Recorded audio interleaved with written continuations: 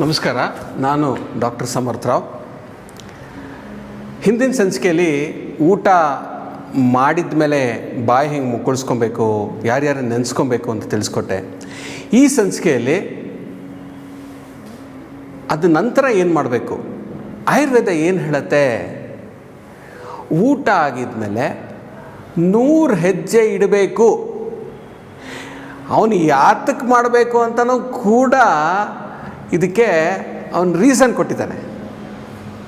ಇದಕ್ಕೆ ಶತಪಥ 100 ಹೆಜ್ಜೆ ಇಡಬೇಕು ವಾಕಿಂಗ್ ಆಗಿದ್ಮೇಲೆ, ಇದು ಊಟ ಆಗಿದ್ಮೇಲೆ 100 ಹೆಜ್ಜೆ ವಾಕಿಂಗ್ ಮಾಡಬೇಕು. ಯಾತಕ್ಕಂದರೆ ನಾವು ತಿಂದಿದ್ದ ಆಹಾರ ಎಲ್ಲರೂ ಒಂದು ಚೂರು ನಮ್ಮ ಅನ್ನದ ನಾಳುಗಳಲ್ಲಿ ಎಲ್ಲರೂ ಸಿಕ್ಕಾಕೊಂಡಿತ್ತು ಅಂದರೆ ಗ್ರಾವಿಟಿ ಅದನ್ನು ಕೆಳಗಡೆ ಎತ್ಕೊಂಡೋಗಿ ಹೊಟ್ಟೆಯಲ್ಲಿ ಭದ್ರಪಡಿಸತ್ತೆ. ನಾವೇನೋ ನುಂಗಿರ್ತೀವಿ, ಇಲ್ಲೇ ಎಲ್ಲೋ ಸಿಕ್ಕಾಕೊಂಡಿರುತ್ತೆ, ಅದು ನಡೀತಾ ಅದಾಗದು ಜಾರ್ಕೊಂಡು ಹೋಗಿ ಹೊಟ್ಟೆಲಿ ಕೂತ್ಕೊಳ್ಳುತ್ತೆ. ಲೂಸ್ ಪಾರ್ಟಿಕಲ್ಸು ಇದು ಮೊದಲನೇ ಕಾರಣ. ಸೊ ಡೈಜೆಷನ್ನು ಕ್ಲೀನಾಗಿ, ಇವಾಗ ನೀವು ಏನೋ ಬ್ಯಾಗಲ್ಲಿ ಏನೋ ತುಂಬಿಸ್ತಾ ಇದ್ದೀರಾ ಅಂದಾಗ ಒಂದ್ಸಲಿ ಬ್ಯಾಗ್ ಎತ್ಕೊಂಡು ಹಿಂಗೆ ಅಲ್ಲಾಡಿಸ್ತೀರ ಅಲ್ವಾ, ಅವಾಗ ಏನಾಗುತ್ತೆ, ಇರೋ ಐಟಮೆಲ್ಲ ಕೆಳಗಡೆ, ಆಮೇಲೆ ಇನ್ನೂ ಸ್ವಲ್ಪ ಜಾಗ ಆಗುತ್ತೆ. ಆಯುರ್ವೇದ ಇದು ಹೇಳುತ್ತೆ, ಊಟ ಆಗಿದ್ಮೇಲೆ 100 ಹೆಜ್ಜೆ ನಡಿಬೇಕು ನೀವು. ಇದರಿಂದ ಲೂಸ್ ದ್ರವ್ಯಗಳೆಲ್ಲ ಹೊಟ್ಟೆಯಲ್ಲಿ ಕರೆಕ್ಟಾಗಿ ಹೋಗಿ ಕೂತ್ಕೊಳ್ಳುತ್ತೆ. ಇದು ಒಂದು ವಿಚಾರ. ಎರಡನೇದು ಏನು ಹೇಳುತ್ತೆ ಅಂದರೆ, ಊಟ ಮಾಡ್ಕೊಂಡು ಇವಾಗ ನೆಲದ ಮೇಲೆ ಊಟ ಮಾಡಿದಾಗ ಕತ್ತಿಗೆ ಬೆಂಡ್ ಮಾಡಿರ್ತೀವಿ, ಕತ್ತಿಗೆ ಸ್ಟ್ರೇನ್ ಆಗಿರುತ್ತೆ. ನಿಮ್ಮ ಕಟಿ ಹಾಗೂ ಜಾನು ಪ್ರದೇಶ, ನಿಮ್ಮ ಹಿಪ್ ಜಾಯಿಂಟು ನೀ ಜಾಯಿಂಟಿಗೆ ಸ್ವಲ್ಪ ತ್ರಾಸು ಕೊಟ್ಟಿರ್ತೀವಿ.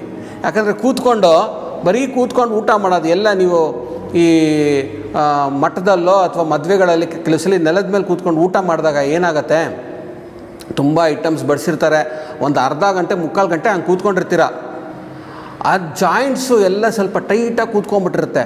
ಅದನ್ನು ಲೂಸಾಗಿ ಬಿಡಿಸ್ಬೇಕು ಅಂದರೆ ಊಟ ಆಗಿದ್ಮೇಲೆ 100 ಹೆಜ್ಜೆ ಇಡಬೇಕು. ಇದು ಆಯುರ್ವೇದ ಹೇಳುತ್ತೆ.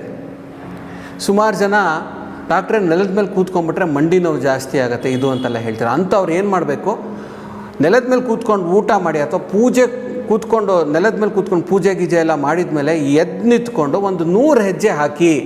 ಅದರಿಂದ ಏನಾಗುತ್ತೆ ಅಂದರೆ ಜಾಯಿಂಟ್ಸ್ ಎಲ್ಲ ಲೂಸಾಗಿ ಬಿಡ್ಕೊಳ್ಳುತ್ತೆ.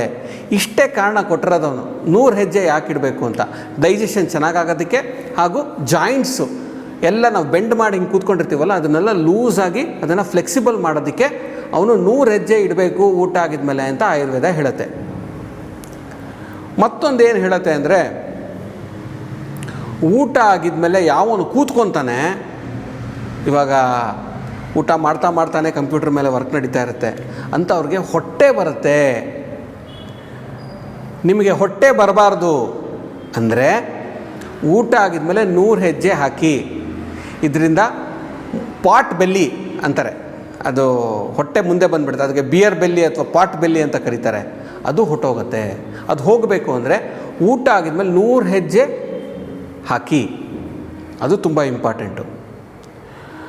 ನಂತರ ಊಟ ಆಗಿದ್ಮೇಲೆ ಯಾವನು ಮಲ್ಕೊಂಡ್ಬಿಡ್ತಾನೆ ಅವನು ಶಕ್ತಿ ಕುಗ್ಗತ್ತೆ ಅಂತ ಆಯುರ್ವೇದ ಹೇಳುತ್ತೆ. ಶಕ್ತಿ ಕಮ್ಮಿ ಆಗತ್ತೆ. ಯಾಕಂದರೆ ನೋಡಿ, ನಾವು ಊಟ ಮಾಡೋವಾಗ ಊಟ ಎಲ್ಲ ಹೋಗಿ ಹೊಟ್ಟೆಲಿ ಶೇಖರಣೆ ಆಗುತ್ತೆ. ಬ್ಲಡ್ ಸರ್ಕ್ಯುಲೇಷನ್ ಹೊಟ್ಟೆಗೆ ಜಾಸ್ತಿ ನಡೀತಾ ಇರುತ್ತೆ. ನಾವು ಊಟ ಆಗ್ತಾರಂಗೆ ಮಲ್ಕೊಂಬಿಟ್ರೆ ಏನಾಗುತ್ತೆ, ರಕ್ತ ಸಂಚಲನೆ ಇಡೀ ಬಾಡಿಗೆ ಡಿಸ್ಟ್ರಿಬ್ಯೂಟ್ ಆಗೋಗ್ಬಿಡುತ್ತೆ. ಆವಾಗ ಡೈಜೆಷನ್ ಸರಿಗಾಗಲ್ಲ. ಅದರಿಂದ ಶಕ್ತಿ ಕೂಡ ಕಮ್ಮಿ ಆಗುತ್ತೆ.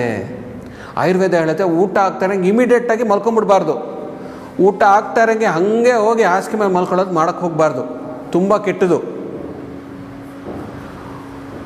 ಊಟ ಆಗಿದ್ಮೇಲೆ ಯಾರು ನಡೀತಾರೆ ಅವರು ದೀರ್ಘಾಯು ಇರುತ್ತೆ. 100 ಹೆಜ್ಜೆ ಯಾರು ನಡೀತಾರೆ ದೀರ್ಘಾಯು ಅಂದರೆ ಆಯುಸ್ಸು ಗಟ್ಟುಮುಟ್ಟಾಗಿರುತ್ತೆ. ಊಟ ಆಗಿದ್ಮೇಲೆ ಓಡೋದೇನಾರು ಮಾಡಿದ್ರಿ ಅಂದರೆ ಮೃತ್ಯುನೂ ಓಡ್ಕೊಂಡು ಬರುತ್ತೆ.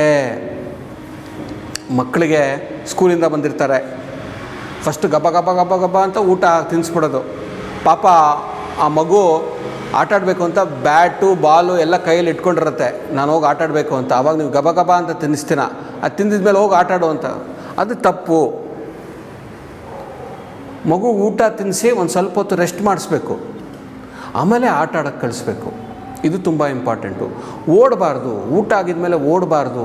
ಇದು ನಮ್ಮ ಬಾಡಿ ಒಂದು ಮಷೀನ್ ಅಲ್ಲ. ಈ ಮಷೀನ್ನ ಸುಮ್ಮನೆ ನೀವು ಪೆಟ್ರೋಲ್ ಹಾಕಿದ್ರೆ ಅದನ್ನು ಎಷ್ಟು ಕಿಲೋಮೀಟ್ರ್ ಬೇಕಾದ್ರೂ ಓಡಿಸ್ತೀರ. ನಮ್ಮ ಬಾಡಿ ಮಷೀನ್ ಅಲ್ಲ ಇದು. ಬಾಡಿನ ನೀವು ಕಾಪಾಡ್ಕೊಬೇಕು. ಹೆಂಗೆ ಕಾಪಾಡ್ಕೊಬೇಕು, ಊಟ ಆಗಿದ್ಮೇಲೆ ಏನೇನು ಮಾಡಬೇಕು ಅಂತ ನಾನು ಈ ಸಂಚಿಕೆಯಲ್ಲಿ ತುಂಬ ವಿಸ್ತಾರವಾಗಿ ನಾನು ತಿಳಿಸ್ಕೊಟ್ಟಿದ್ದೀನಿ. 100 ಹೆಜ್ಜೆ ವಾಕಿಂಗ್ ಮಾಡೋದು ನೆನ್ಪಿಟ್ಕೊಳ್ಳಿ. ಬೆಳಗ್ಗೆ ಬ್ರೇಕ್ಫಾಸ್ಟ್ ಆಗಿದ್ಮೇಲೆ 100 ಹೆಜ್ಜೆ ಹಾಕಿ, ಲಂಚ್ ಆಗಿದ್ಮೇಲೆ 100 ಹೆಜ್ಜೆ ಹಾಕಿ, ಡಿನ್ನರ್ ಆಗಿದ್ಮೇಲೆ 100 ಹೆಜ್ಜೆ ಹಾಕಿ, ಮಧ್ಯದಲ್ಲಿ ಸ್ನ್ಯಾಕ್ ತಿಂದರೆ ಕೂಡ 100 ಹೆಜ್ಜೆ ಹಾಕಿ. ಇದರಿಂದ ನಿಮ್ಮ ಆಯುಸ್ಸು ಗಟ್ಟುಮುಟ್ಟಾಗಿರುತ್ತೆ. ನಿಮ್ಮದು ಒಂದು ಇನ್ಶೂರೆನ್ಸ್ ಪಾಲಿಸಿ. ಊಟ ಆಗಿದ್ಮೇಲೆ 100 ಹೆಜ್ಜೆ ಮಾಡ್ಕೊಳ್ಳೋದು ಒಂದು ಇನ್ಶೂರೆನ್ಸ್ ಪಾಲಿಸಿ. ಮುಂದಿನ ಸಂಚಿಕೆಯಲ್ಲಿ ಮತ್ತೊಂದಿಷ್ಟು ಮಾತಾಡೋಣ. ಅಲ್ಲಿವರೆಗೂ ನಮಸ್ಕಾರ.